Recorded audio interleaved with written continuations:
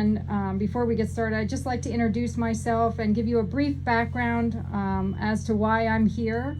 My name is Michelle Creasy, and this event was created, this community event was created as part of National Red Ribbon Week. We held an event today at the varsity gym for students in grades 7 through 12. And as part of that, we wanted to include the community. We felt that it was important to also include the community and the families of these students and the families affected by this epidemic. So that's why we're gathered here tonight. And I'll say that there was a time when I didn't know the history behind Red Ribbon Week and why it's celebrated. I didn't know who DEA Special Agent Kiki Camarena was, or that he lost his life investigating drug traffickers in Mexico. I didn't know that wearing and displaying red ribbons began as a way to remember him and commemorate his sacrifice.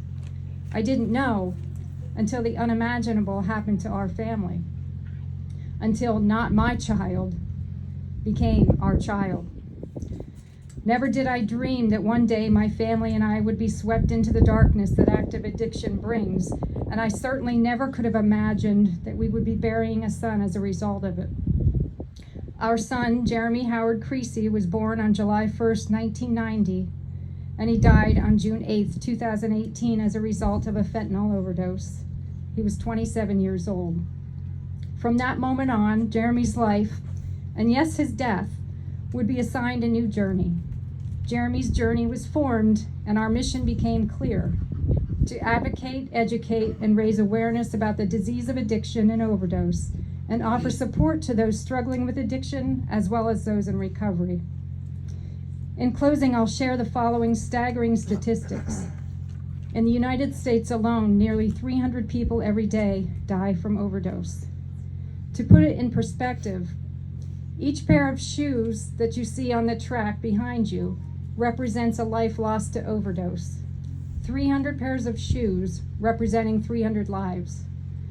2,000 people every week and nearly 9,000 people every month die from overdose. Since 1999, over 1 million people have lost their lives to a fatal overdose. This is why we do what we do. And this is why it's important to gather together as a community to break that stigma that's associated with addiction and overdose.